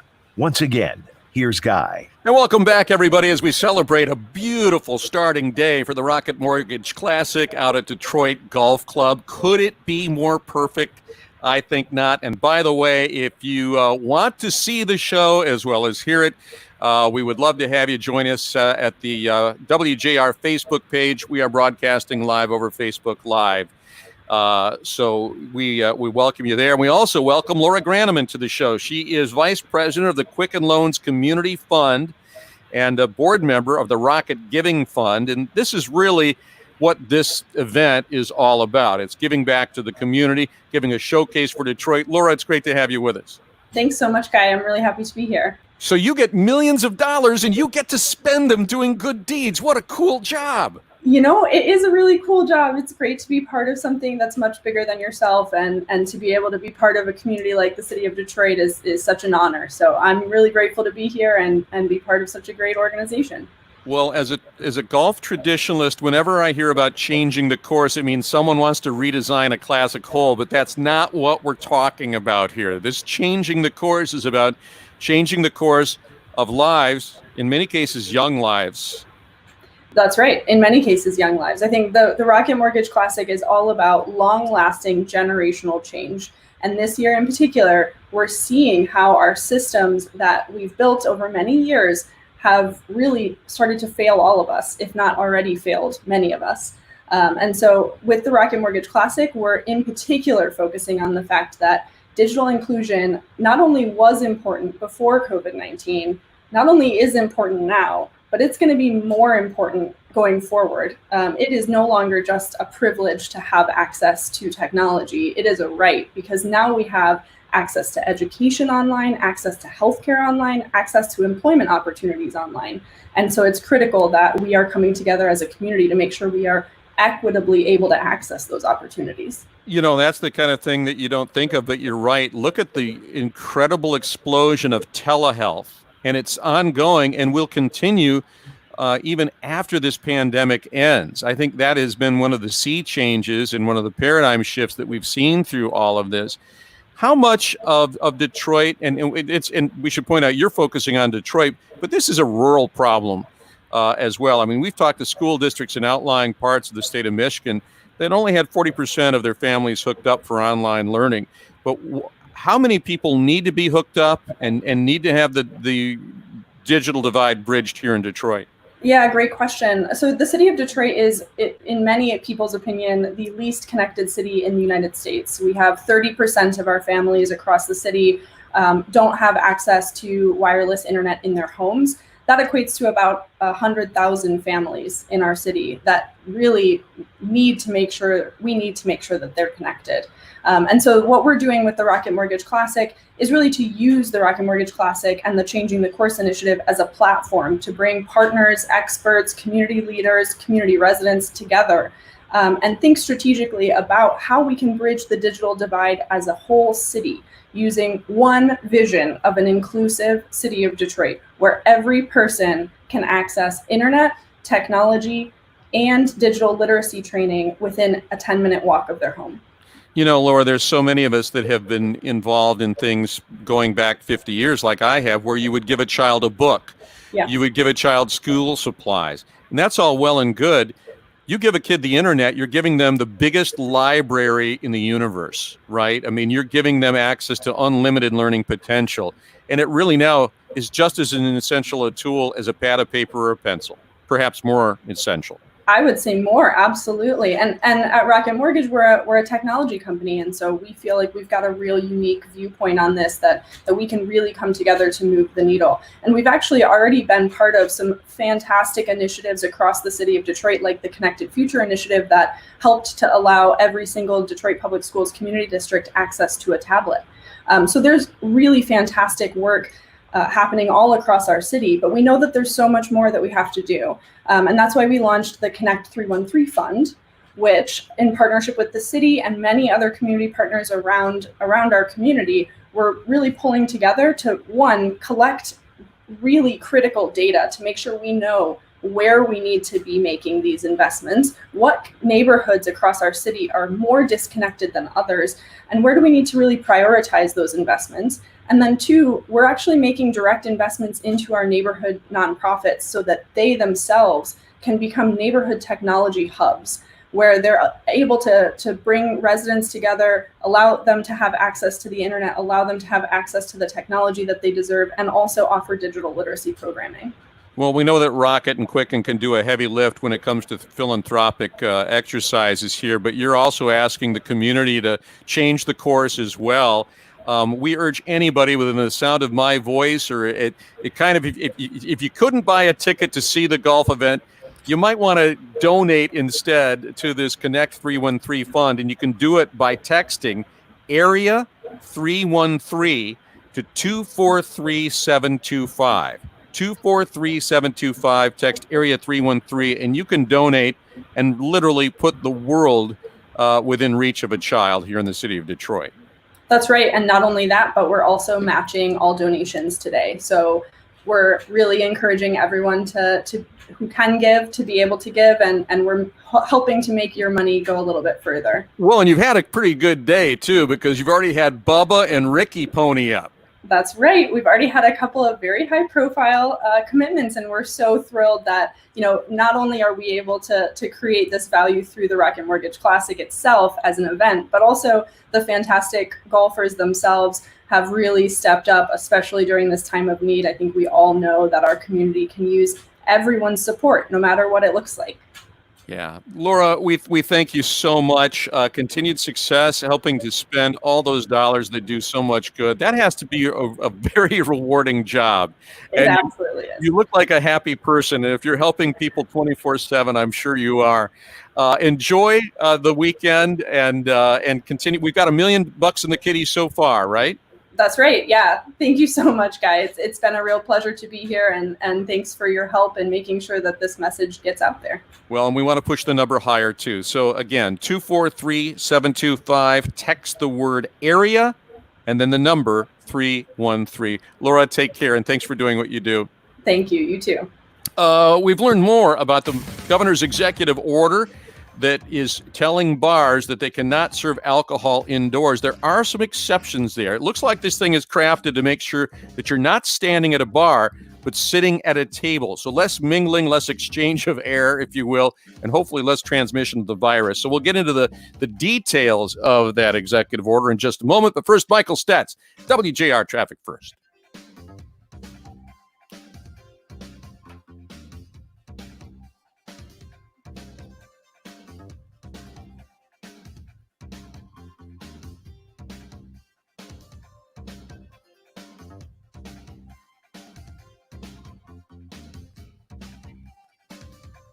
In Ann Arbor, Charter Township, an accident on M14 westbound at US 23. That's blocking the right lane of the westbound ramp. And in Wayne County, an accident on 94 westbound at 96. That's blocking the right shoulder. Now, WJR weather first from the Weather Channel.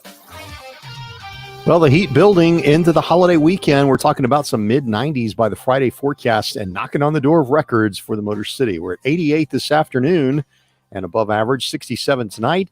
92 degrees tomorrow and 93 on Friday. I'm meteorologist Scott Laurie. More on these. All right, I think we need. I think we need a set change, Laura. Don't you? Well, I was just looking at that. Is your lamp on the ground? The elephant lamp, the infamous I don't know elephant what lamp. that is. I just see a lampshade behind you. Yeah, well, I usually wear it on my head about this time of night. Okay, as I get closer to. to 5 o'clock. Yeah. Yes, that's the kids' elephant lamp. That's what this is the kids' desk behind me. Okay. This is where the kids did their homework when they were growing up. So now they're gone, and I kept it because when my oldest comes he's a freelance writer. When he comes for the holidays, then we share an office. So what happens when he comes to town and you're still working from home? Yeah, there's always that. But with all the travel restrictions, he's not going to take the kids on a plane and come out. So, I need to get that executive order up. But I think we should go a little broader here. Let's do a little Scottish thing. Eric, what do you think of a little Royal Dornoch? What? What? It's a golf course, not Dornoch. I can't play anything off the computer. He can't play anything off the computer. I pot you down while I'm doing it. Ah, okay. You can't see. So You can't. I can see if there's like Celtic music in the No. Yeah, no. I'm not looking for any soundtracks. You're okay. Let me just change our scenery here. We're going to go a little bit old school Scotland. Baby powder and shower to shower. Recent media studies have shown that use of talcum powder can cause ovarian cancer. If you or a loved one has been diagnosed with ovarian cancer after using these products, then you must call now as you may be entitled to significant compensation. 800-814-5627. In July 2018, a jury awarded $4.7 billion to 22. Yeah, that's the 14th hole at Royal Dornoch, known as Foxy. That is, if you go to the northernmost part of Scotland. Guy, why don't you bring it closer to the camera? Well, then it would be sitting on my lap. That's okay until we come back. All right, so so here's a show and tell. This is the Old Head. This is number 12 at Old Head in Ireland. That, is me. That was where my drive landed on the left-hand side of the picture. That's the green up there. So I kind of gingerly went down there. That is a cliff. Yeah, did it go in the water? It did not. I made par from there. That's where my drive landed, and it was a par 5, and I made par from there. But yeah. I also have Guy, we're coming back in 30 seconds. Okay. But anyway, that's I took my dad to Scotland in 1996. He was 71. He played 7 courses on a ruptured appendix. You told me about your dad. I'm not the least. I know. It thank God it abscessed, so he didnn't die. He would have. I mean, he easily could have died, but he didn't. Now try Babbel for free. But then if he had died in Scotland, it would have been like dying in heaven for him because we had so much fun. So honey. Welcome back to the Guy Gordon Show. Today's broadcast is presented by Quicken Loans and the Rocket Mortgage Classic, changing the course for Detroit. Find out more how the Rocket Mortgage Classic is connecting the community and ending Detroit's digital divide at changingthecourse.rocketmortgageclassic.com. Once again, here's Guy. And in the meantime, we also want to encourage you to support the Rocket Mortgage Classic and its philanthropic endeavors here in the city of Detroit and closing that digital divide by texting Area 313 to 243-725. We were telling you that the breaking news is that the governor has closed bars beginning at 11 p.m. tonight, just the indoor service. But I want to give you the granular detail of this. Food service establishments that hold on-premises retail license to sell alcoholic beverages must close for indoor service if they earn more than 70% of their gross receipts from sales of alcoholic beverages. So that's going to eliminate a lot of the bars and restaurants. If they serve a fair amount of food, then they're going to be exempt from this order. What they're basically trying to do is to close down the clubs where people are standing, people are moving about, and are not socially distancing in a good manner. One of the things that they're saying here, if you serve alcoholic beverages for on-premises consumption, you must require patrons to wear a face covering, except when seated at their table or bar top. They also require patrons to remain seated at their tables, except to enter or exit. So in other words, they don't want milling or to go use the restroom. They don't want people milling around. That is a really common sense exception here. Also, sell alcoholic beverages via table service only. not orders at the bar, except a patron seated at the bar and then distanced. So in other words, no more standing and milling about. This is, Laura, I think a pretty well thought out thing. It will exempt an awful lot of restaurants and bars that have more seating capacity.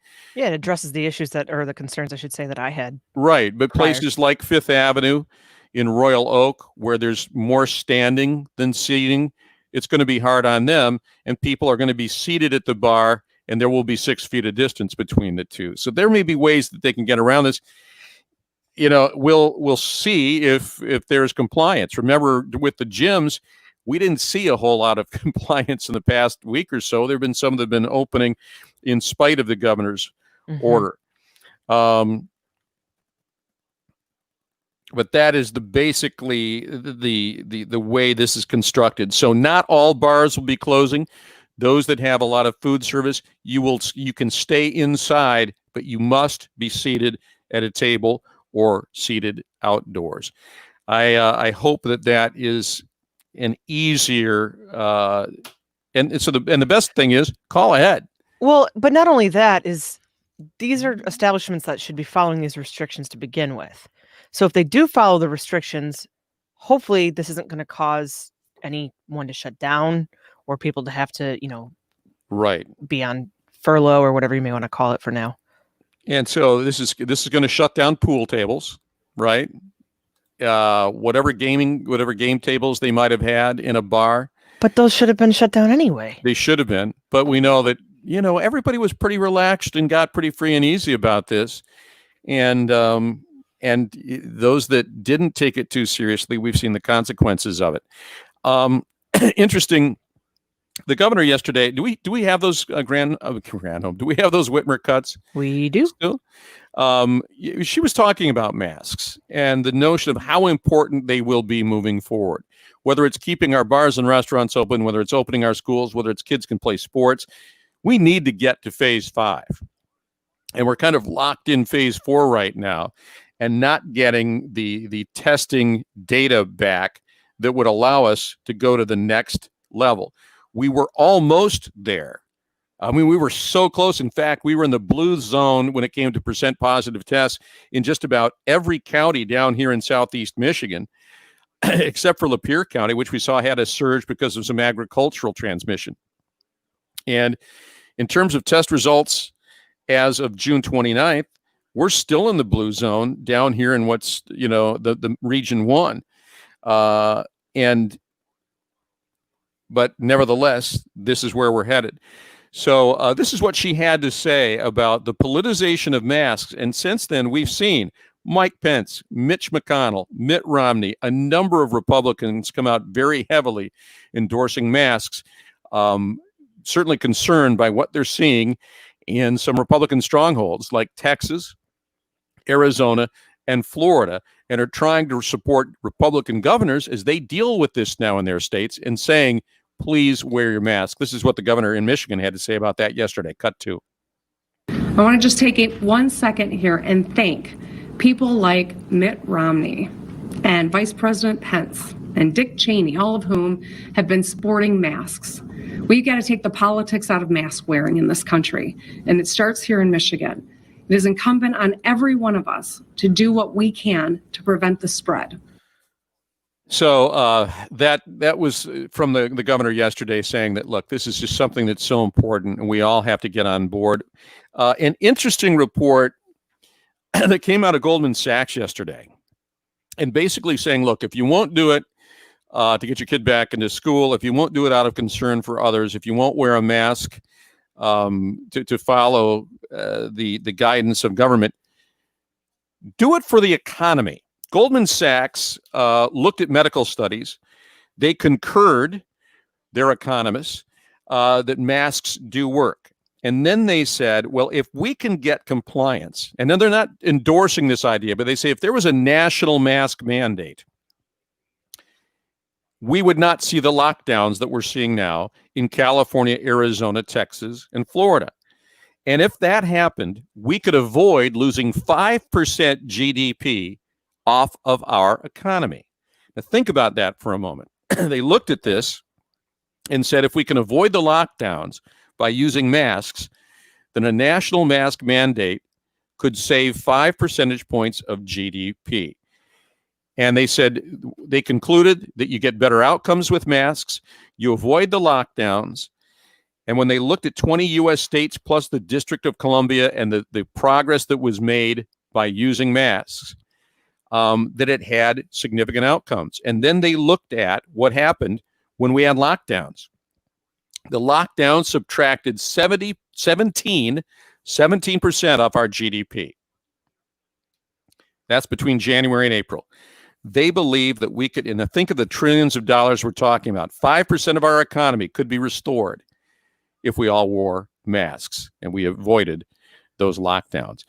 Some other good news coming from Beaumont Hospital. If you haven't heard it in Marie's headlines, really, I think a moment of pride for the folks at Beaumont Hospital. Beaumont researchers, we've known that the testing, you have to wait 24 to 48 hours. And if you think you've been exposed and you're in quarantine, you want to make sure that you haven't got the disease or the virus. Well, that 24 to 48 hours was a long time to wait. Well, now Beaumont Health has a new test, a diagnostic test using urine, blood, saliva, or a mouth swab sample. It is accurate, and it takes only 30 to 45 minutes to get results back. How great is that? And how great that it was local researchers that came up with it. We know that the original 15-minute test, I think it was from Abbott Labs, had a false negative rate, sometimes as high as 30%. Well, this is much more accurate and gives us that measure of security that comes with not having to wait. We went through this when my daughter had her baby. We had our tests on a Wednesday. The baby was born on Friday, and we got our tests back just in time. But we were worried that we might not have them back in time to be able to hold that baby, and we didn't want to miss out on that. I know someone that got their test back last week in about 2 hours. Really? I was shocked because it was around the same time that you had yours done. Yeah, and boy, the labs weren't turning them around that quickly. So good on Beaumont Hospital. Congratulations on developing that, and salute them. We didn't have time to talk about auto insurance today. This is the first day you can sign up, and you have a choice. You don't have to pay for unlimited medical coverage in your PIP part of your policy. We'll discuss that because I'm curious how many of you have chosen to ride with lower coverage. We'll discuss that tomorrow when we come back at 3 for the Guy Gordon Show. Also, we'll be filling in for Mitch tomorrow as well. So we'll look forward to 4 hours of conversation with you. In the meantime, have a great day. Thanks again to all of our friends at Rocket Mortgage. More with Kevin Dietz next, filling in for Mitch Album. We'll see you tomorrow at 3. Take care. Here's Michael Stetz, WJR Traffic. All right, we're good to go. So, Laura, do I sign off on here and then you boot up on something else? Full service approach Yeah. to business. All right. Thanks, everybody, for watching. Enjoyed it.